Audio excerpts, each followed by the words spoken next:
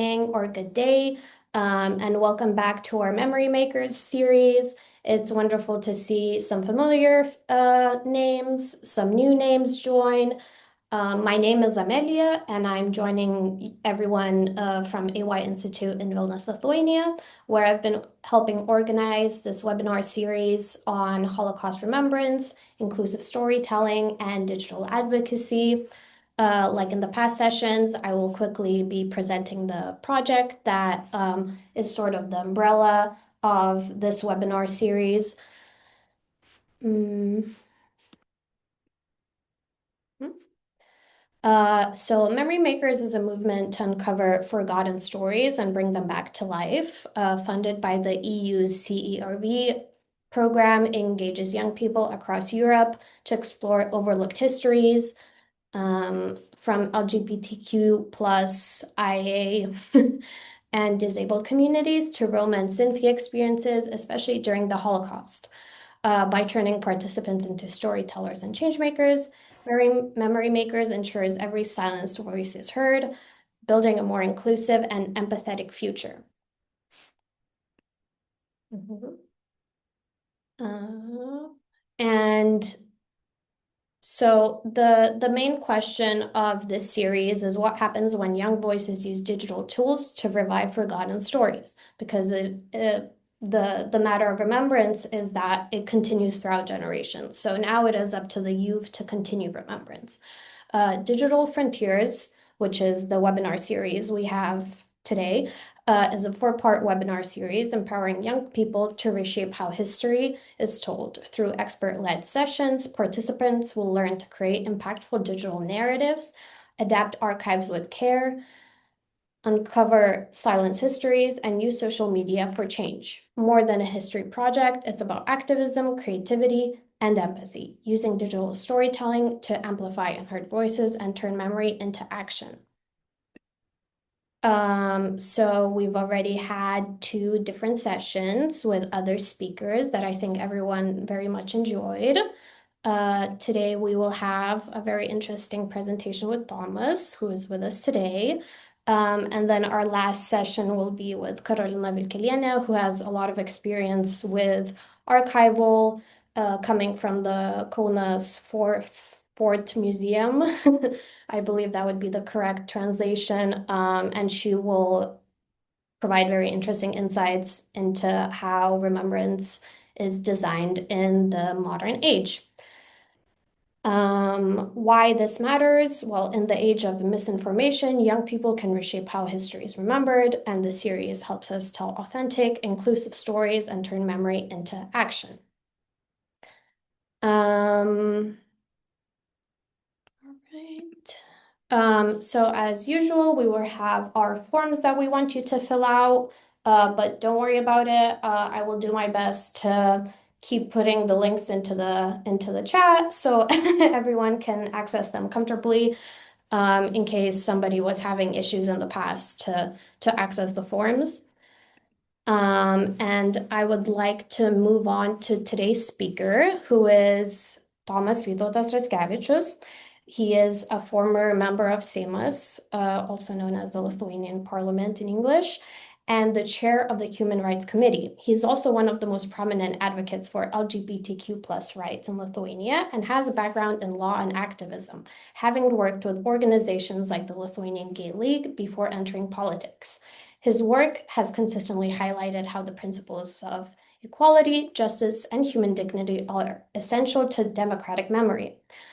Thomas will be sharing his thoughts on inclusive narratives in policymaking and public discourse, and how young people can make their voices heard in shaping a more empathetic, respectful, and just future.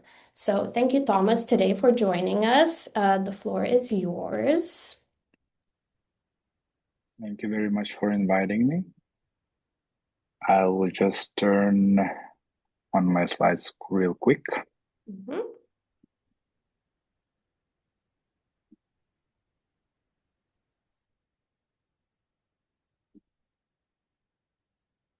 And before Thomas starts, as always, we encourage a very proactive audience. So if anybody has questions, if they feel comfortable to speak with us, it's a great idea to use the hands raised button, and maybe you want to ask a question, or maybe you want to participate in the discourse. If you're feeling a bit shy, you can always comment in the chat. So, um, thank you, Thomas. Please go on. I share my slides. Are they visible? And you can hear me also. Okay. Okay. Uh, Thank you very much for inviting me to be part of this important project. And today I would like to share some insights based on how young people can make a difference. And I would like to illustrate uh, this opportunity by actually telling my own story. And when people are telling their stories to different audiences, they usually tell the stories of success. So today I would like to take a little bit of a different approach, and I would like you to share my story of my biggest failure. And quite ironically enough, my biggest failure is connected with mathematics. A few years ago, I was very loud and big, delivering some promises to the Lithuanian people, and I was promising them to change some very important things in a term as short as 100 days. And unfortunately, already more than 1,000 days has passed, and I still haven't fulfilled my promise. So this is going to be the story today about failing to deliver the promises in 100 days. As rightfully introduced, my name is Thomas, and in Lithuania, I have quite a lot of names. So some people call me a professional homosexual. Some people call me a single issue politician. Also, there are some naughty people who call me using the word faggot or some other derogatory terms. But to put you in a nutshell, I'm a human rights activist, I'm a lawyer, and I had an honor to serve as the member of Lithuanian Parliament for 4 years between 2020 and 2024. And also at the time, I was chairing the Human Rights Committee. And my story about my failure is going to be about one of my biggest dreams, to pass the legislation on legal recognition of same-sex families in Lithuania. And this story is going to be about how did it go. So before we dwell into the subject matter, I'm going to share you a little bit of a personal story as well. I'm also personally a member of LGBT community. And I was one of those people who realized their sexuality quite early. When I was about in my early teenage years, when I was about 12 years of age. And when I was 16, my parents also got to learn about this personal trait of mine. And my coming out story with my closest family was quite peculiar and interesting one, because I did not come out to my parents voluntarily. But by that time, when I was 16, I was, writing a diary and putting my secrets, thoughts, and ideas to this paper textbook. And when I was 16, my parents discovered it, read it, and confronted me about these matters. And when I was 16, I was not really prepared to come out to my closest family, let alone to be comfortable with myself about who I am. So by that time, it was quite a big revelation. But now, when I reflected upon, based on 15 years perspective, I think it was one of the luckiest moments in my life, because the fact that my parents learned that I'm part of LGBT community that early lifted one of the biggest burdens that an ordinary LGBT person has in their lives, meaning coming out to the closest family. And because my parents were quite accepting, and they really put a lot of effort in really learning a lot about LGBT stuff and loving me the way I am, really enabled me to be a very free and assertive person in a way, because I didn't have anything else to lose. I was already out to my family. My parents were accepting, so I can really direct my activism to the public space because I was safe with the closest people or with the people I mattered the most. Here you can see the picture of myself participating in a Pride parade in Vilnius in 2024. So it was last year. And here you can see me like smiling with a big rainbow wings. You have to understand that it was not like this in Lithuania, not some short time ago. The first Pride parade in Lithuania took place only in 2010, so a bit more than 15 years ago. And back then, the Pride in Lithuania was very different. It had a lot of opposition and it had a lot of controversy in the Lithuanian society. And just to share a little bit of an insight about the first parade in Lithuania, back then I was already a student at university, but because the event was so controversial, I did not have the guts to be among the first participants of the event. But I actually went to observe the event together with a crowd of observers. And I remember very well there were two elderly ladies in the crowd observing the pride, and we were talking with each other, and I was behind their backs listening to what we are talking to each other. And the conversation between those two old ladies goes like this. One of them says, like, now we are going to see it. Finally, we are going to see it. And another one asks her, so what we are going to see now? And the first lady responds, we are finally going to see how do homosexuals look like. So I don't think what they were expecting, maybe that gay people have like, two heads or like six legs or eight hands. But I think the discourse about LGBT human rights, about diversity in general in Lithuania in these 15 years has changed a lot. And also this part, the story, the presentation of mine today is going to be a story how we were changing those narratives. When I was at school, I was dreaming about studying a theater. So I wanted to become an actor. And my parents, of course, strictly prohibited that because it's like, it's not a very good profession to earn a lot of money. And because I had a good grades at school, I asked my parents, okay, you don't allow me to go to the theater school, so you better tell me what should I study. And then my mother was like, okay, maybe you should go and study politics. So this is what I did after the school. I graduated from the Vilnius University studying political science, and then I did my master's degree in human rights law. After graduating from university, I joined some civil society organizations here in Lithuania, predominantly doing a paralegal job. So basically, a paralegal job meant that I dealt with individuals facing specific instances of discrimination. So, for example, I had very successful cases in terms of discrimination in employment, some cases of hate crimes and hate speech. Also, I worked with transgender persons about the issues of legal gender recognition.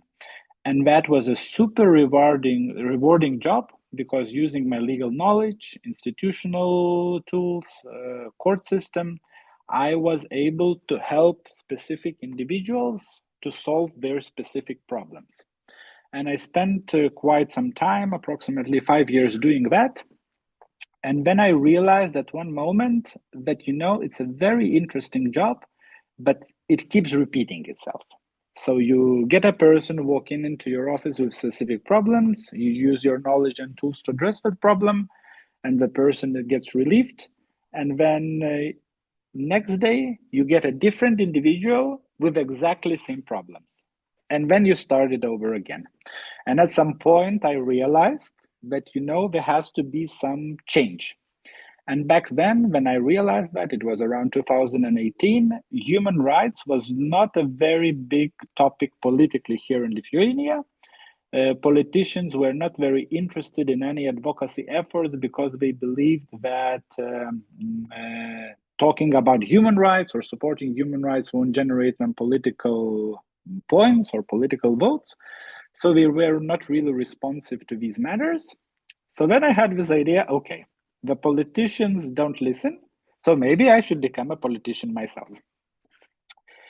During my years of activism, I really like to use this provocative drag image of mine. So basically, in some public events, on public discussions, I would dress up in high heels and a dress. And many people found this very strange because this performative action, we did not really realize why I'm doing this. But back in the day, I was a guy in the civil society doing some NGO work, dreaming about getting into politics. So, I really needed to find the tools to drag the public attention.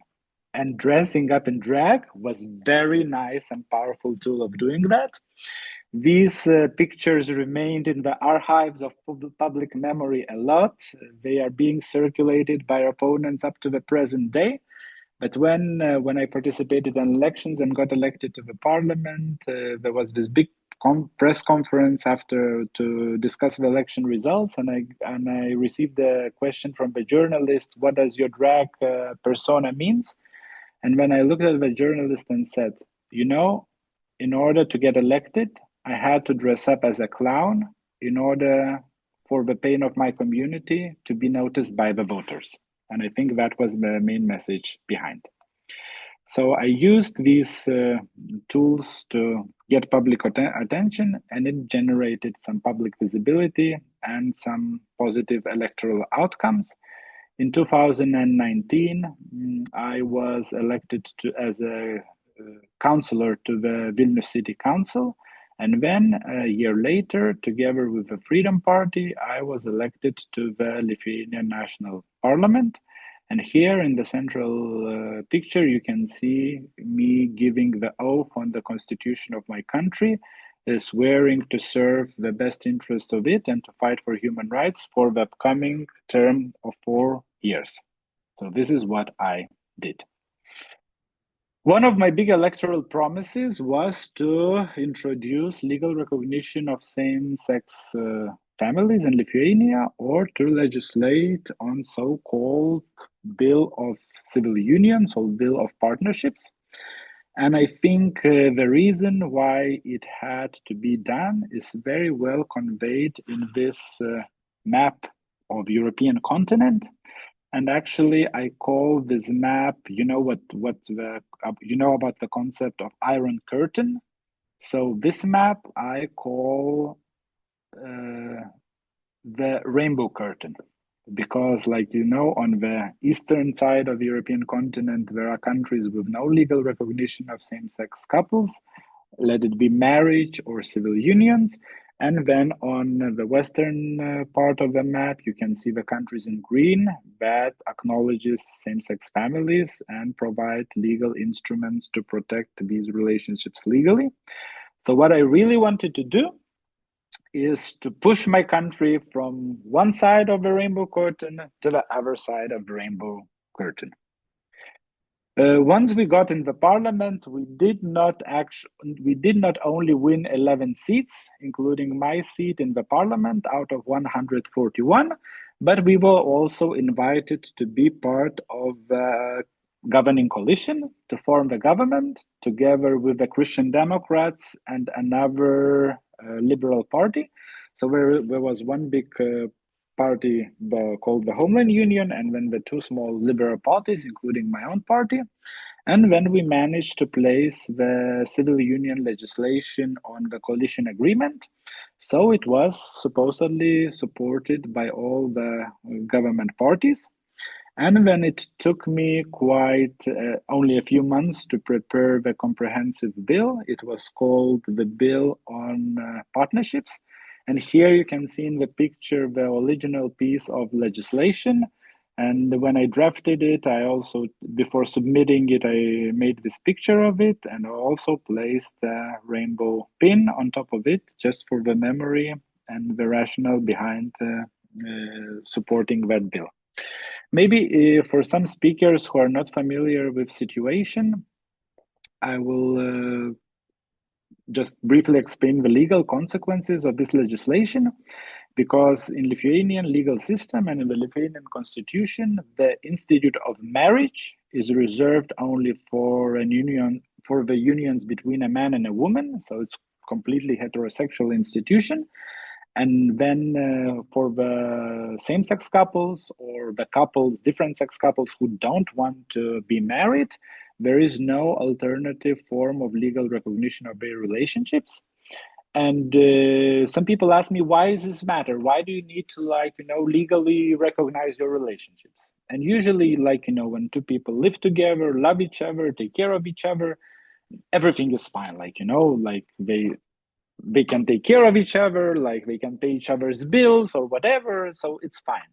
But once something gets wrong, then these people become extremely vulnerable.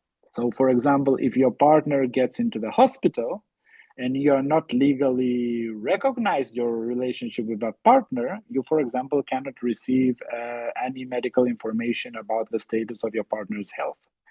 If, for example, your partner dies, you can you can inherit your partner's property based on the testament that your partner has provided. But for example, the spouses, after the death of one spouse, don't pay any taxes.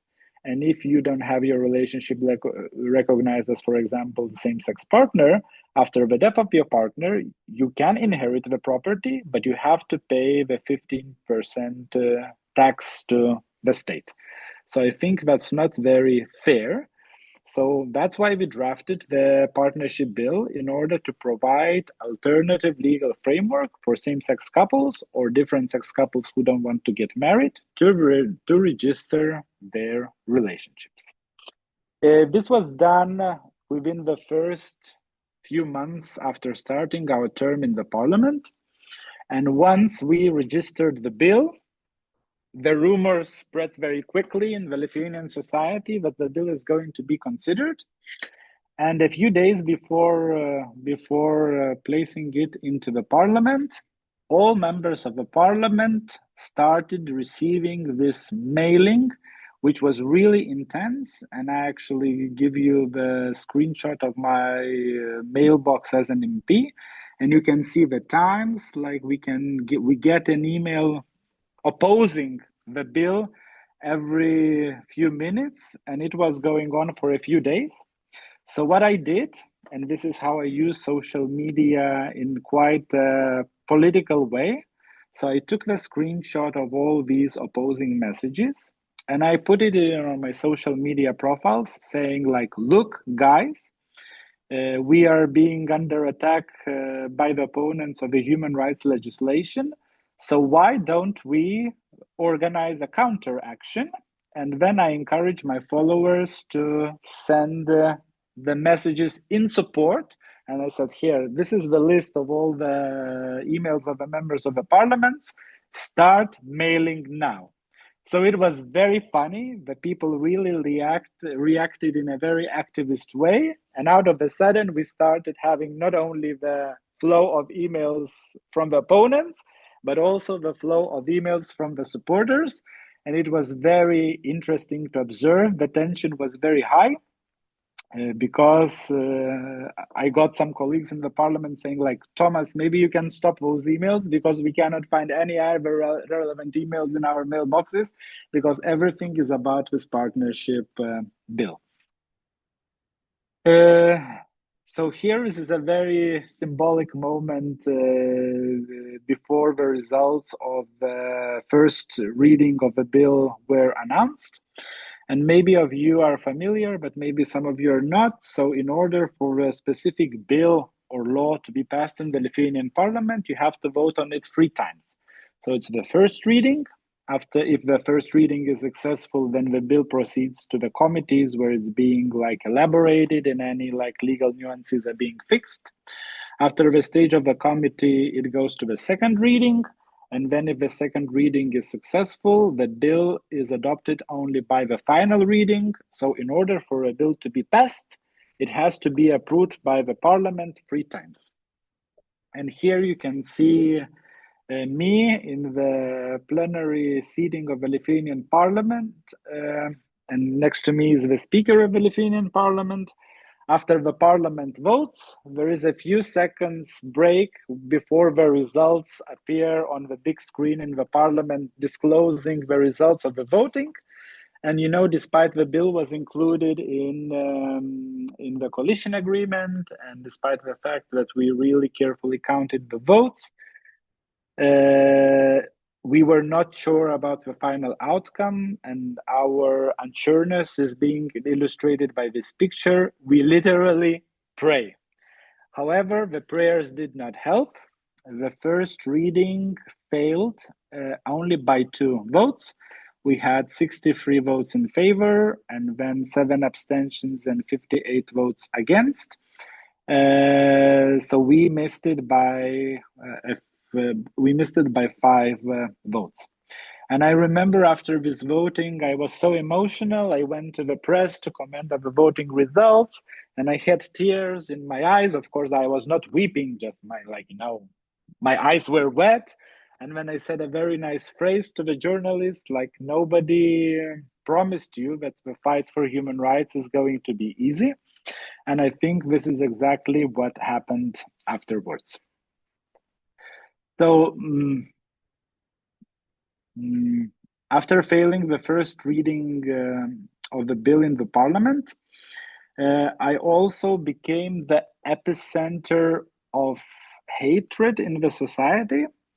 And I think the reason behind that was because that was specifically interesting period of time, because we are talking about the spring and early summer of 2021. And if you remember very well, that was the time of when COVID pandemic was still hitting very hard. For example, like Eurovision Song Contest was even canceled that year. And in Lithuania, we had some specific COVID prevention measures. So, for example, we had the COVID pass, meaning like if you had the disease already, or if you were vaccinated from the disease, you got your COVID pass issued, and then you can access public services in public places. So, for example, you could go to the shopping malls in Lithuania only if you had the COVID pass in place. And so some people got really irritated and angry because of these limitations of COVID pandemic. And in addition to that, out of a sudden, you had this quite progressive government pushing for some legislation which Lithuania was not very used to. So that really resulted in some kind of a Molotov cocktail, if I can say so. And then it erupted through some manifestations of hate speech or even hate violence. And then I'm going to illustrate some tendencies with some examples. But I think a little bit of a disclaimer before I tell the particular stories. I think when people are delivering hate speech, what they're trying to do is they're trying to silence you, that you get scared, that you get defeated, and then you stop talking and stop trying to achieve your goals. And I think the most effective strategy against hate speech is to actually not deliver what they're expecting you to deliver. So I'm going to tell you how did it go for me. So first, let's start with a few examples of this hatred that I received. Here you can see a picture of the man in one of the COVID protests in Lithuania. And then it had this very funny poster. That's why I wanted to share it with you. For the ones who speak Lithuanian, I think it's self-explanatory, but for the ones who don't, I'm going to translate it. The poster says you should put your COVID pass in a place where only Raskevičius, meaning me, could find it. So it's a poster protesting against the COVID measures, but also having this very clear homophobic connotation. In the Lithuanian parliament, we also have the physical mailboxes, not only email inboxes, but also the mailboxes where people or institutions can send the physical letters to the members of the Lithuanian parliament. So at some point, I started getting to my physical mailbox in the parliament these very strange letters. They were like, like from these American movies where they send the death threat messages, like, cutting the phrases or letters and then gluing the specific words or sentences into one place. So I started receiving these emails with these glued letters. And what was the most interesting thing that in each letter, I would find a single playing card of this deck of playing cards, like, where the playing cards of these like big breasted naked women in bikinis or stuff like that. Or in this picture, the woman even doesn't wear a bikini. And I received the like 3 or 4 different letters of this kind with a different playing card in each letter. And when I was wondering what is the main purpose of this person sending me these playing cards, maybe we were expecting that I'm going to collect the full deck of playing cards, or maybe we were trying to convince me to change my sexual orientation. So unfortunately, none of these strategies fulfilled itself, because I went to the police with these letters, and once I filled in a complaint, the letters stopped. Another very interesting example of hatred was this online petition demanding my resignation from chairing the Human Rights Committee. And it was very strange online petition, because they demanded that I step down, because according to the petition, a gay person cannot chair a committee of human rights, because of the fact that the chairman is gay. The committee is going to consider only the topics of LGBT during the sittings of the Committee on Human Rights. And it was very peculiar petition, because it was framed in a very strange way. And out of the sudden, it started getting a lot of signatures. So I think that petition collected 360,000 signatures in a matter of like 3 weeks. And when I was very surprised, like, I thought like, damn, like in a country of 3 million, almost more than every 10th person is hating me because I'm being gay. But apparently, the majority of these signatures were generated by a computer bot, so by the program. And then that information was relieved and discovered in the press. And the funny part of it, when I commented on these findings that the signatures of the petition were fake, the initiators of the petition sued me before the court because of the defamation. So we had to meet. I had to meet them in the courtroom, but because I relied on the media reports and the verified information, of course, they lost the case, and they also had to pay my attorney's fees. So it ended up in a quite funny way. Another episode that happened in Lithuania during considering of a civil union bill was so-called the paint wars. So there were some groups that supported the legislation, and they painted some rainbow graffitis on the walls. Or here you can see in the picture, they painted a rainbow crossing in the old town of Vilnius. And then after these graffitis were in place, the next day, the angry people came, and then they would paint the graffiti or the rainbow crossing in black paint, so it would destroy it. Then the next day, the people in support would come up and paint it back in the colors of rainbow.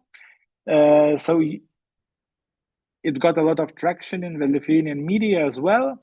And I think it really illustrates very well how tense the situation was. And then I think, myself as a politician trying to push for the LGBT inclusive legislation, and then receiving a lot of public hatred or a lot of media attention, that was my conscious decision. But when the issues of sexual orientation or LGBT human rights became discussed in the public sphere, a lot of members of the local LGBT community felt a lot of this, felt exposed, because their personal circumstances became the matter of public discussion. So I also had to publicly apologize for the local LGBT community, because I think the struggle for human rights every member of the community had to pay a little, not a little, but a big price in it. And the last picture I like to share with you is the picture of, again, from one of the COVID protests in Lithuania. And again, there was this man holding this poster. To translate it in English is that Raskevičius, being me, should be issued with a faggot passport. So I was really laughing when I saw this picture, and when I put it on my Facebook, and I asked, like, okay, I don't really need to receive an additional passport because the fact that I'm gay is already written on my forehead. So these are the funny instances. In next slide, you can see less funny instances of hate speech.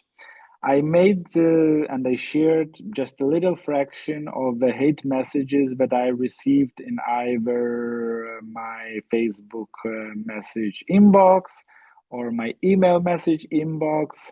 Also, the members of my family, for example, my mother started receiving some hate messages about my political activities. So, at some point, it was not really funny because the majority of most messages, okay, they were not like they were just like not nice messages you would not send being a nice person to another nice person. But then among those messages, I started receiving death threats. So then would people say that, okay, we are going to find you, identify you, and do something bad for you. So in 4 years, as I served as a member of a parliament, I had 25 court cases because of death threats.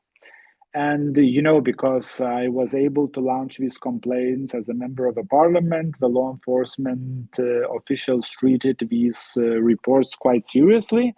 And I really had the chance to meet with some of the people who wrote these nasty messages in the courtroom. And it was very interesting to see that, person really writing some bad ass nasty shit to you on Messenger, on Facebook. When you meet them in the courtroom, they're just ordinary nice people, and they say like, oh, I had a bad day and I saw this member of the parliament pushing for some legislation that I didn't like, so I decided to write a death threat to that person. I apologize. And then I brought these cases to the justice system, not because that I wanted to punish everyone, but because I wanted to showcase that if we have some standards how we interact with each other in person, we should definitely have some standards of interacting with each other in online spaces. And then in each of these cases, I would ask for some symbolic non-pecuniary damages, like €100. And then, when I would receive those damages, I would either donate this money to Ukraine or to buy myself a new shoes to go to the parliament. So, that was also a process of psychological support and psychological help. So this is the strategy. Filling in complaints with the law enforcement was only with the death threats. And when with the messages that were simply nasty, I had another very effective strategy to deal with. And actually, I think I managed to develop some kind of online campaign surrounding this. So what do when a person would send me a nasty private message on, let's say, Messenger, what I would do, I would actually screenshot that message and put it on my public social media accounts. I think that was very effective because of two reasons.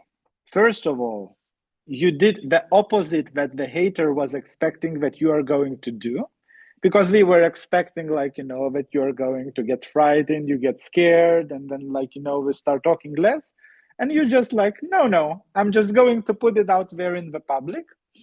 So that was very effective, and that encouraged to approach it in a different way with a laughter and with a smile. But then it had a very unexpected but powerful side effect, because when I would post the message on my social media accounts, my followers would not only comment and put like reactions to it, but they would actually Google the person. They found out where the person worked or where do they come from. And then, for example, they would send an email to the employer of that person saying like, oh, you were like, you are this like international company supporting human rights, and we saw one of your employees like sending really nasty things to some members of the parliament. What do you think about that? And one of the funny instances about this strategy, this Instagram message that I received from this specific particular guy, and again, who don't read Lithuanian, I will translate it. The message says, uh, "Why can't you understand that nobody wants you in the Lithuanian parliament? If I were you, I would travel to Africa and I would help some people there, and I would not perform these all nonsenses that you are doing here in Lithuania." So, the message is not really hateful, it's just not nice.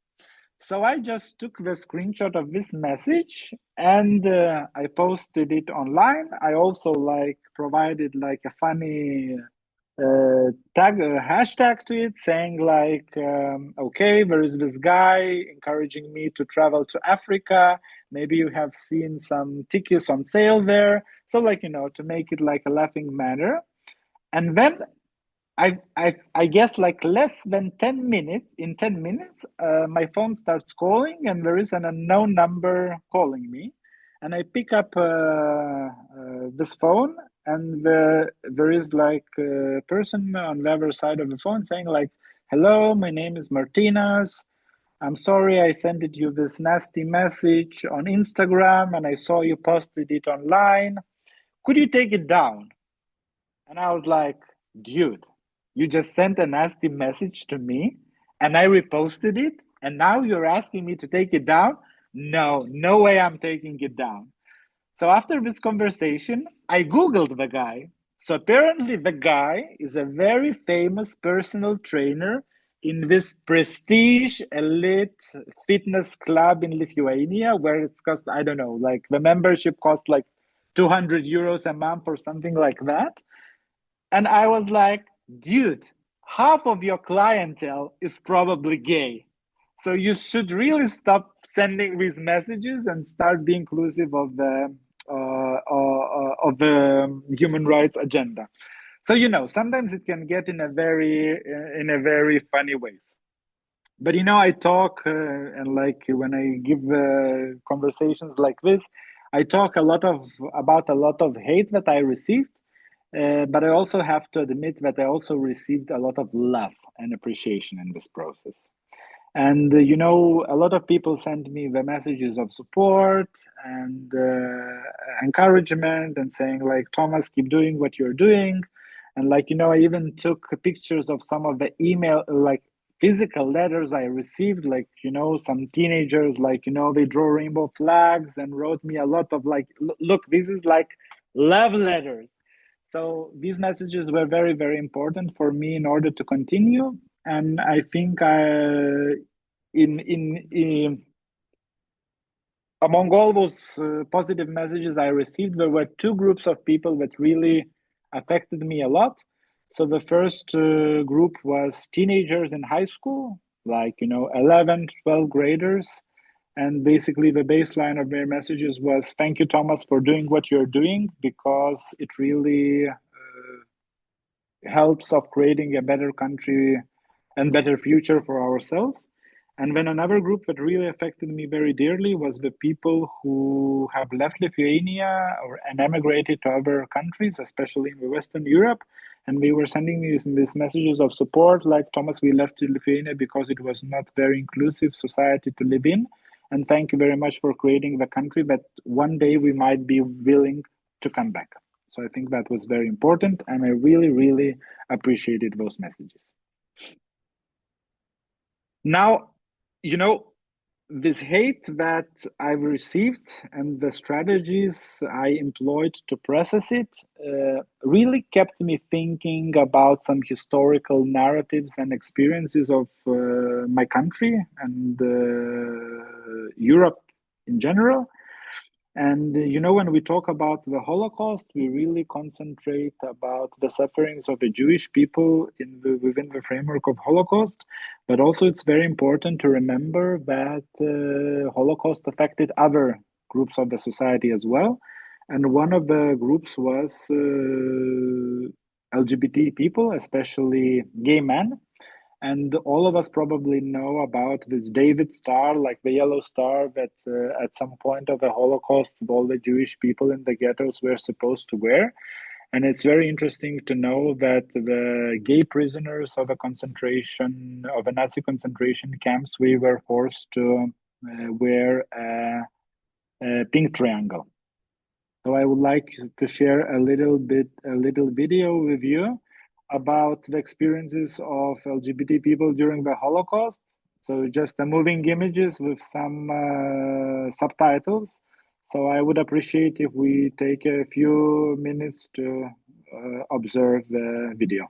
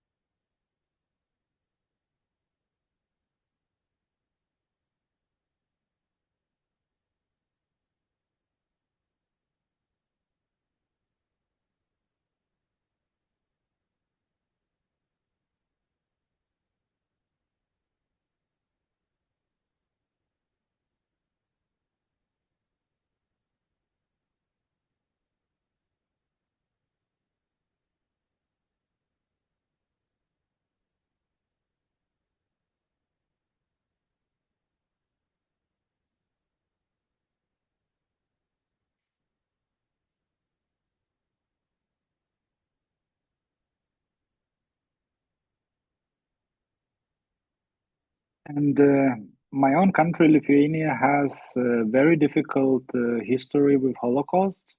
And during the Holocaust in Lithuania, almost 200,000 of Jewish people were killed, not only by the Nazis, but also by the local collaborators. And that constituted almost 90% of the local Jewish community. So we lost a lot. And we lost very often very smart, entrepreneurial, and brave people. And I think it's very important when discussing the Holocaust, to think about not what happened to them, but actually to reframe the narrative about what happened to us. Because the fact that as many as 90% of the local Jewish population was killed in Lithuania, it could not have happened only by the hands of aggressors, but also by the local population. And I'm really shocked by this, one of the specific instances of the massacres in Lithuania. And, the Nazis invaded Lithuania only I think, on 20th of June of 1941. And this massacre that happened in Kaunas in the Lietukis garage, it was particularly hostile, despite the fact it was killed only like a few, 50 or 60 Jewish people in that specific location. But the brutality of that incident really showed very deeply that there was a lot of anti-Semitic sentiment in the Lithuanian society by that time. So you can see this guy on the right, he's like circled in red. He was dubbed or nicknamed during that specific event as a death dealer, because he was very active and proactive in killing Jewish people by that time. And then after the massacre was done, he took the accordion and played the Lithuanian anthem on the corpses of the Jewish people, like trying to portray in a very gross way that, like, being anti-Semitic is part of preserving Lithuanian identity, and that's really repulsive way of thinking. And the way I shared with you this recourse to the Holocaust is because when I was in the middle of this wave of hate, which I received because of my political activity trying to promote and legislate on human rights, I had this idea that, like, what would happen if out of the sudden all the institutions that are protecting me and all the immunities that I have and all the privileges that I have, if they crumbled? Wouldn't be in this, wave of hate, something similar as that happened with the Holocaust, would not it repeat itself? And I got scared because I did not have a very definite answer for myself. So I think that's why it's very important to to discuss Holocaust, to discuss anti-Semitism, to discuss homophobia and other phobias in the society. Because if one day the structures, law enforcement in the society or in the state crumble, so that similar tragedies as in Holocaust would not repeat itself. So, okay. After this historic discourse, I move on to telling my story. And one of the funniest episodes of my story trying to legislate on civil unions in Lithuania was my in that specific story. I developed very interesting relationship with the president of our country, and our president, for the first time, he was elected in 2018. And back in the day when he was running for the first time, he said, like, he supports LGBT community. He has no problem with it.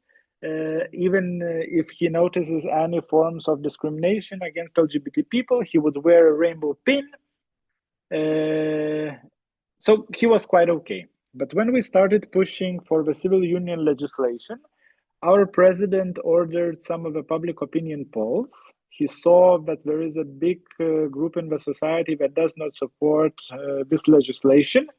And so he deliberately took the opposing side. And, we were trying to draft the bill and push it through the parliament. And then president started talking very strange things about the bill, even including the things were not in the bill. So, I sent the letter to the president's office saying, like, look, I am chairing the Human Rights Committee in the parliament. My name is Thomas. I would like to have a meeting with you, like, to discuss why this legislation is needed and what benefits it would bring to the society. And then the president went to the press to comment, saying that he's not going to meet with me. And then he said a very interesting thing to the press, saying, like, I don't really need to meet with gay people because I have gay friends and I eat pizzas with them. And I was like, wait, you have some gay friends and you eat with pizzas with them and you are not going to meet with me? So what I did, I sent a pizza to the president's office. And it's like, a nice pizza box wrapped in a red ribbon, and it's saying, dear Mr. President, I'm asking you out for a pizza. Uh, of course, the president's office did not accept the pizza delivery, and the official reason they stated is that they have a zero gift policy in the president's office, so they treated the pizza as a gift. But then this action really exploded enormously, and it was widely discussed in the media, and, like, political analysts were discussing. And it was very funny because we were discussing not why I sent the pizza to the president's office, because it was a tricky action, but why the president did not receive the pizza. Unfortunately, I did not get the meeting with the president, but I did not lose hope. In 2024, so last year, our president was running for re election.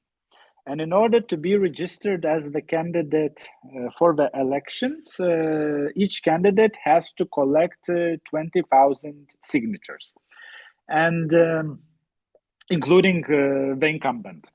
And when the current president had this initiative encouraging for him to sign for his candidacy online, saying like if you sign on the specific number, so like 1,000, 5,000, 10,000, you are going to have a meeting by the cup of coffee with the president to discuss the matters that matter for you the most.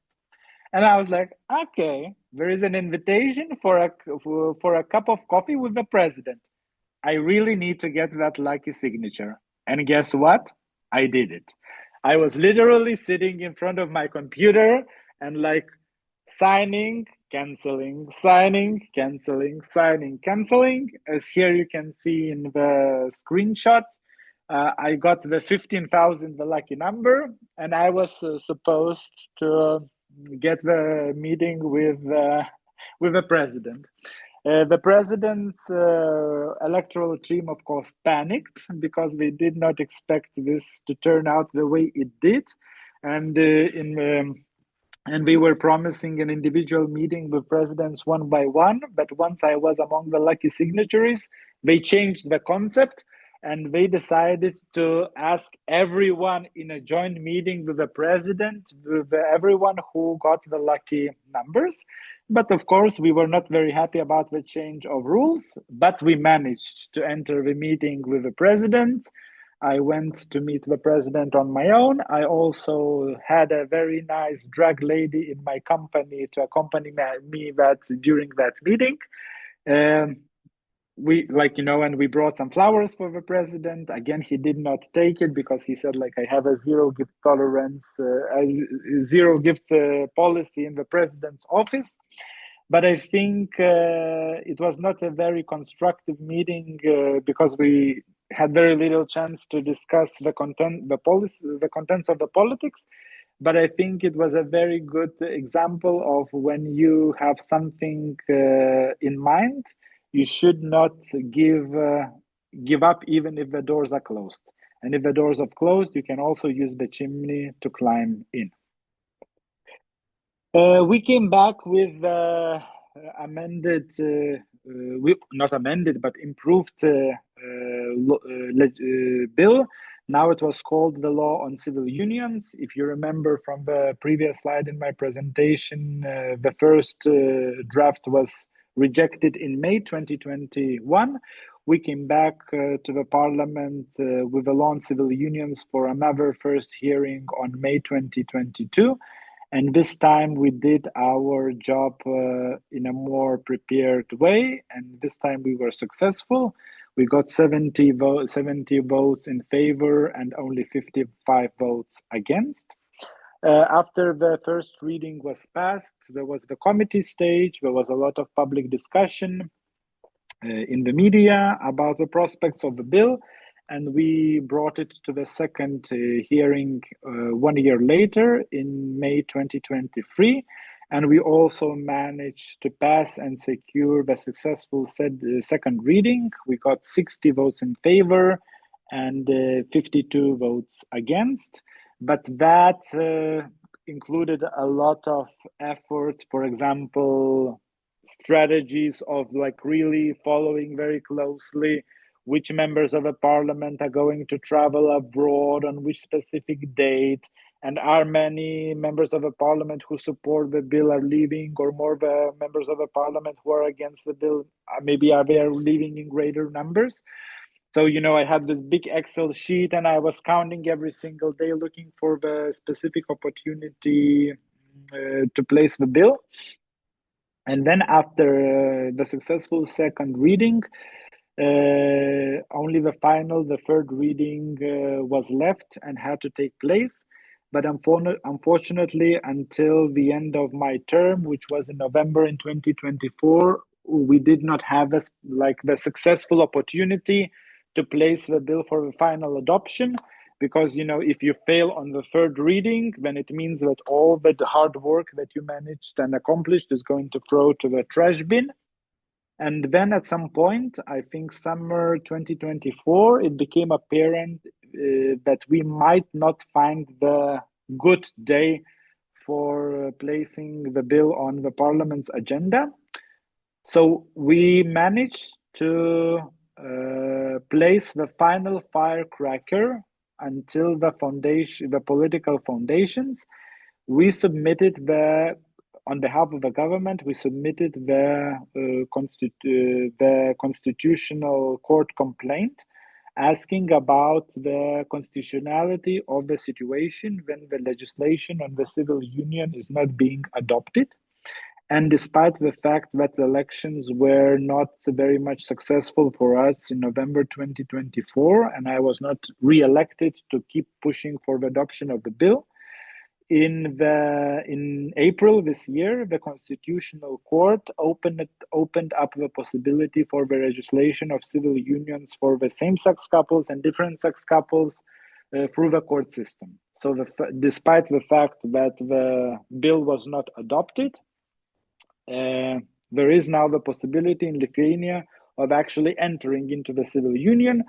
You just need to go before the courtroom in order to use that opportunity. So again, it shows the persistence and sometimes the big difficulties of achieving your goal, but using different tools and different methods in actually accomplishing what you have been aiming in the first place. And I tell the story about trying to pass the bill on civil unions for quite different audiences, and sometimes we tell the horror stories, or we laugh at these stories. But it has been a very difficult process, also for me personally. And sometimes I was thinking, like, what's the purpose of doing all this? What is the purpose of pushing it forward? And I found my inspiration in this picture. It happened so in my life that I'm also a dad, and I have a son, and he's at the moment 6 years of age. And he does not really had the choice in what kind of society is he going to be born. But we as a society, we have the choice in what kind of society my son is going to grow up. So I think what really motivates me as a human rights activist, as a politician, as a human being, is to actually being able to change the societies and perception towards difficult questions through my own actions.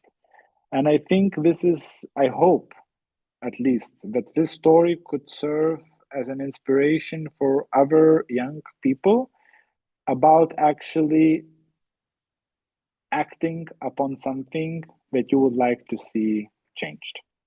So I really apologize. I took a bit more time than expected, but thank you very much for listening to my presentation. And I really appreciate sharing my story with you.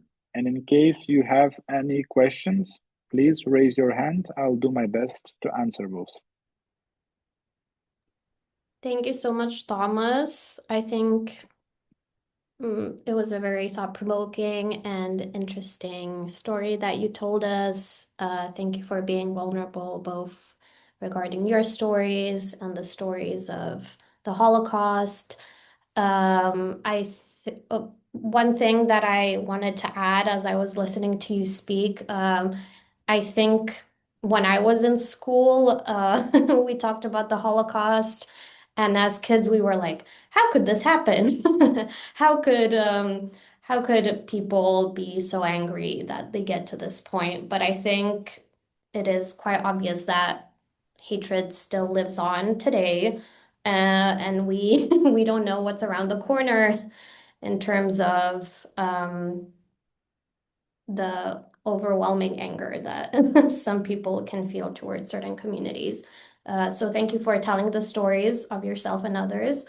And I would love to open up the Q&A section. I saw that there was one question in the comments during the presentation. Palmy, I don't know if you saw, but from Natalie. Mhm. Mhm. Did it ever get to you personally that you thought about quitting, or did it drive you to do more? I Uh, think I also, sorry to interrupt, but I think this came up during when you put up all of the messages you received. So that's okay, the context of the question. so absolutely, both.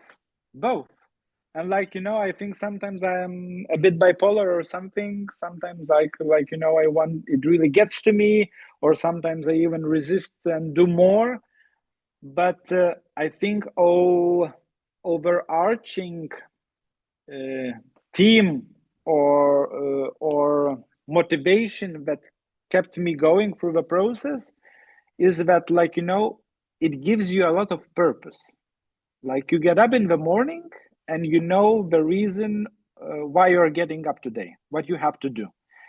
And I draw a lot of strength from it because, many young people struggle with purpose issue in their lives. They try to make some money, they try to make families or create relationships. So I felt very lucky that, I have big purpose.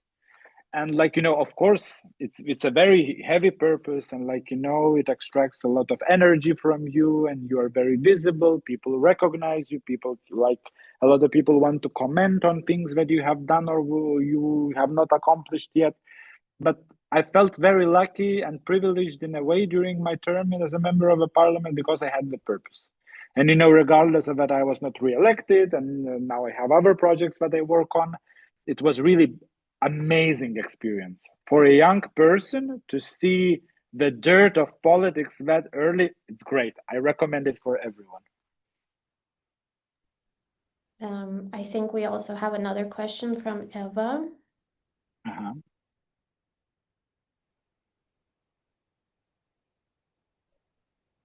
Um, yeah, I wanted to ask if you had any trouble when you wanted to report the hate that you got via um, Facebook or whatever.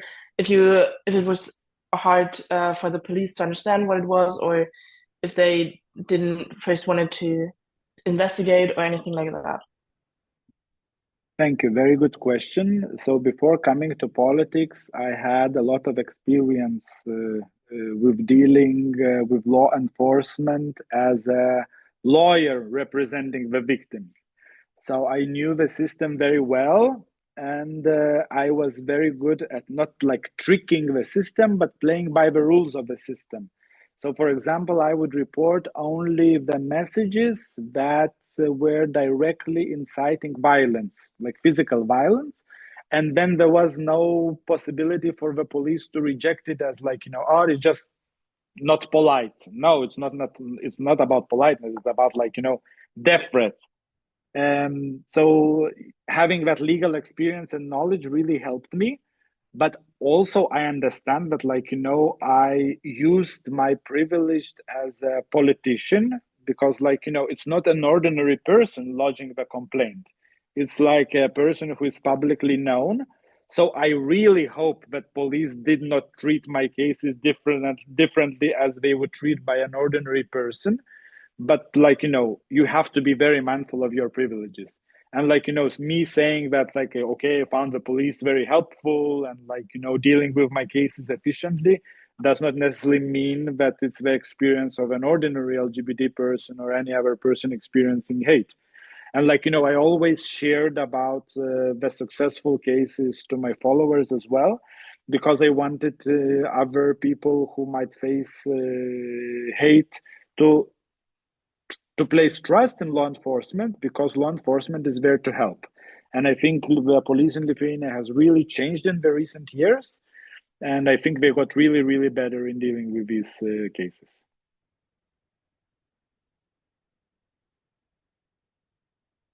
There is also one question by Eva. In the chat. I will read it. How can we actively involve in human rights movements to possibly change the situation in the future as young people without the formal political education? Interested in your perspective since you are a person from within a system, and I only could discuss this question with my peers before. So I don't really think that you have to have formal political education to be actively involved in human rights. There are a bunch of great NGOs, civil society organizations doing magnificent work in different fields of life, like women's rights, migrants' rights, persons with disabilities, LGBT rights. And I think the NGOs really offer a lot of great opportunities for volunteering. So if you care, if you have some free time, like few hours a week, I think exploring these volunteering opportunities is a great opportunity of, like, not only to spending your time meaningfully, but also meeting new people, learning new things, and also contributing to the important human rights causes. Just pick the one that you matter about the most.